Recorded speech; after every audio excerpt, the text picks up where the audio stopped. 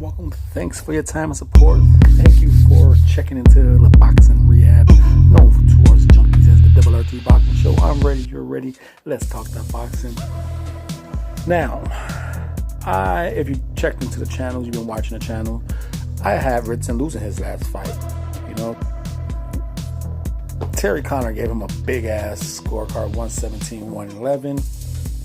But I have Vasquez beating Ritson. And when he showed in that fight, in the commentaries was just talking about it. Movement gives Ritson trouble big time. You know, with the high guard and the step forward hard shotgun jab, he's not the best mover. You know, he has the high guard, great body attack, but movement just gives this guy fits. Now Ponce, coming into this fight, Ponce taller, definitely rangier, maybe not as a good mover as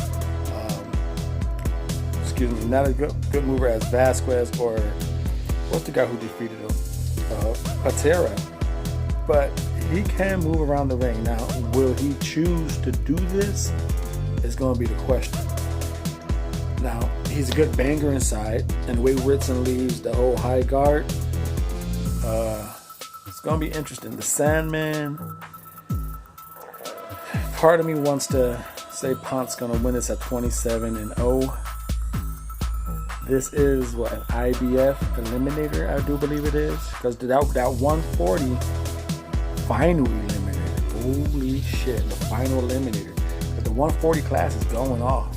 You know, later on that evening, this is going to, well, for me, later on that evening, this is going to be in the daytime. And later on in the evening, for me in the States, you're going to have Andrade taking on Rodriguez. And I believe that's for a WBO 140 eliminator. So whether it's Josh Taylor, Jack Catterall, or vacant belts, 140 is coming for that next crop. I made some videos on it, but these are fights right here. Ponce and Ritson for the IBF eliminator, the final. Ritson's talking about, oh, I'm a full-fledged super lightweight now. I got the power. I never really judged, say he was a weak puncher. I think everyone knew he had legit power. You know, he had legit body attack. We just slowly got to see how one-dimensional he is.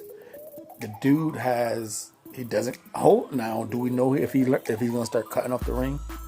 If he could cut off the ring, then I got him winning this fight easily. I think eventually Ponce will want to get into a firefight, and he throws a little. His accuracy ain't the best compared to Ritson's, and I think in a firefight phone booth with the accuracy, I think Ritson will win that fight. But if Ponce is on the outside using his range with his power, no, he has decent power. He does have decent power, even though it's been against the domestic levels. But 27 fights, 17 knockouts. You know, it is there, but lately his fights have been going the distance, and that lets you know he has the boxing ability. Moving in boxing gives Ritson trouble. You know, I give the hand speed, the hand speed, the foot speed, the leg speed, all that goes to Ponce.